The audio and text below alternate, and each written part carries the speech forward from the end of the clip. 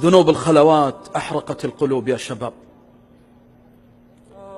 يا مشايخنا يا دعاتنا، احذروا ذنوب الخلوات. يا طلبة العلم، احذروا ذنوب الخلوات. يا من رزقك الله ظهورا في الإعلام، احذر ذنوب الخلوات.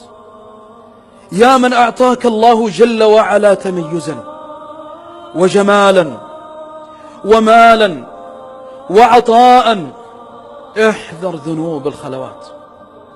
يا من وثق فيك أهلك، احذري ذنوب الخلوات.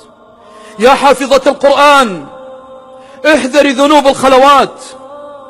يا من تنزل للشباب في الميادين وتدعوهم إلى الله، احذر ذنوب الخلوات.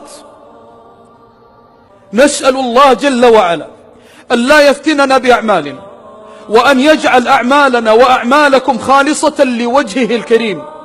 أسأل الله جل في علاه أن لا يعاملنا بما نحن أهله، وأن يعاملنا بما هو أهله، أن يعاملنا بعفو، وأن يعاملنا بكرمه، وأن يعاملنا بستره، وأن يعاملنا برحمته.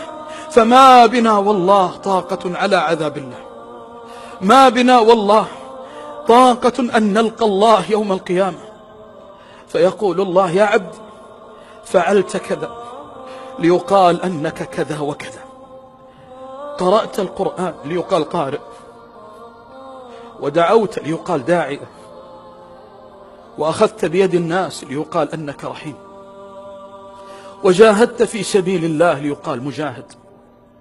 والله جل وعلا يعلم خائنة الأعين وما تخفي الصدور. فتصور في ذاك الموقف والشهود حولك، تلتفت يمنة فلا ترى إلا ما قدمت، وتلتفت يسرة فلا ترى إلا ما قدمت. تريد الصلاة لا تجد صلاة، تريد بر الوالدين لا تجد بر الوالدين، تريد خشية لله لا تجد خشية لله، تريد عبادة لله ما تجد عبادة لله. أسألك بالله، في هالموقف من لك غير الله؟ من لك سوى الله جل وعلا؟ أنا وأنت في هالموقف يا حبيبي الشاب، يا قرة العين، يا مهجة الفؤاد، لك رب كريم، لك رب رحيم، ولكنه شديد العقاب.